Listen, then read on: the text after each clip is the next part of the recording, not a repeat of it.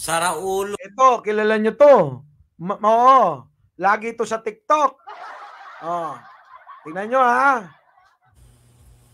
Saraulo Duterte. Hmm. Nagpupumilit makipagkita kay Lenny. Kapal na mukha, no? Oo nga. Ang kapal ng mukha. Hindi, talaga naman, literal, makapal talaga ang mukha nun eh. Oo. Ha? Kita nyo naman yung panganon. Oh, di ba? Pinatanggal na yung taba, bumalik rin eh. So hindi na talaga magbabago. Pag makapal talaga mukha mo, makapal na yan eh. Kahit anong paritoke mo, yun na rin yun. Di ba? Tinanggihan na nga siya, hindi siya sinipot sa simbahan eh. Oh. Pero sinugod niya pa rin si Lenny sa bahay. Ay grabe!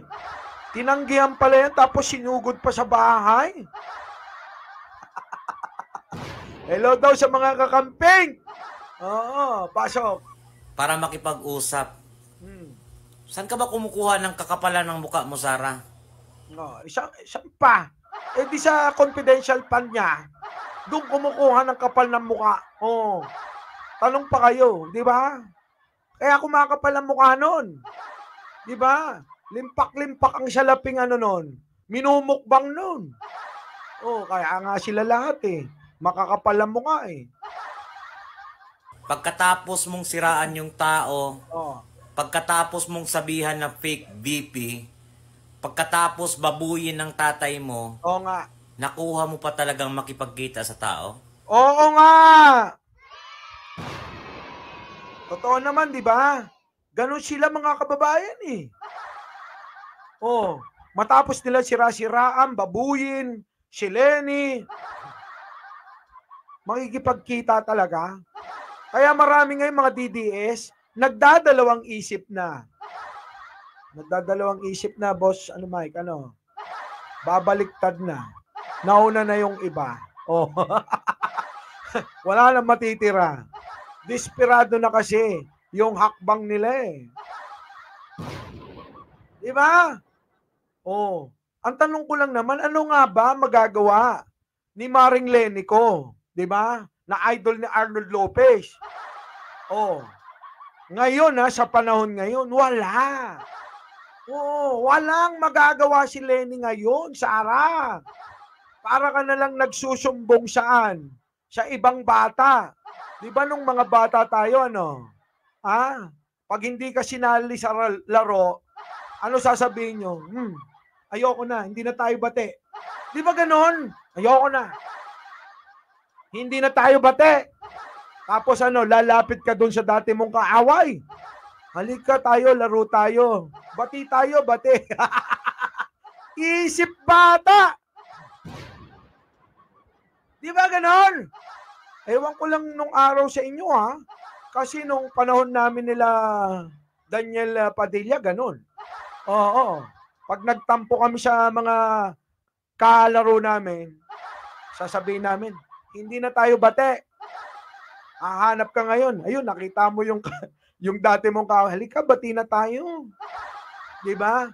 Oo, hindi na natin bati yun si Bongbong Marcos Tayo na ngayon bate. Isip bata. Nagets nyo mga kababayan? Ganun na ganun ang style niya. Di ba, Hargon? Nakakahiya. Isip bata. Di ba, Machi TV? Nung bata ako, ganun eh. Kasi nung bata ako, ugali ko, wala naman akong kaaway eh. Lahat kabati ko.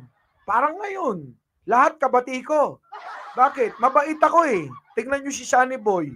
Sinabi ko lang bibigyan ng jacket huminto. Uy, totoo yun. Totoo yun, Sunny Boy Baka nandyan ka pa Diba? Ganun ako eh. Mabait akong tao eh. Hindi ako nakikipag-away. Parang bata po. Ganun lang kadaling i-explain yung ugali ni Sarah. Saraulo Duterte. Nagpupumilit makipagkita kay Lenny. Oo nga. Kapal na mukha, no? Oo nga. Tinanggihan na nga siya, hindi siya sinipot sa simbahan eh. Oh. Pero sinugod niya pa rin si Lenny sa bahay para makipag-usap. Saan ka ba kumukuha ng kakapalan ng mukha mo, Sarah? Oo nga. Pagkatapos mong siraan yung tao, pagkatapos mong sabihan na fake VP, Oo nga. pagkatapos babuyin ng tatay mo, Oo nga. nakuha mo pa talagang makipagkita sa tao? Siya nga po. Kapal ng face mo. Ay, totoo ka po. Desperado ka na? Siyang tunay po. Di ba? Oh, di naalala niyo isa pang kakamping. Eto yun, oh. Nabalitaan mo na ba na binisita ni Sara Duterte si Leni Robredo sa bahay niya sa Naga? Walang pasatabi. Pumunta lang, dire-diretso nalaman na lang ni Leni nung on the way na si Sara. Why kaya? Desperate moves? Ay, naako. As a DDS, anong feeling mo dyan? In-effort, pinuntahan sa bahay ang isang talunan ng isang Princess Sara. Sige nga, paki-analyze ka. Hindi ko rin alam, naguguluhan din ako eh. Oo nga, naguguluhan na rin kami. Oh, eto na mga kababayan. Oh, may nagre-reklamo. eto na mga kababayan, balikan natin ha. Ganon talaga ugali nila. Oh. Publicly thank Congressman Martin Romualdez for taking me in Lakas CMD and Ayan na. Oh, huli na to ha, sa mga bagong dating. Gusto ko lang ipakita sa inyo kung anong klaseng tao itong mga binoto nyo. Oh, pasok. personally publicly thank Congressman Martin Romualdez for taking me in Lakas CMD and accepting the challenge to be my campaign, one of my two campaign managers during the last election. It was not without irritations and challenges, but you did very well.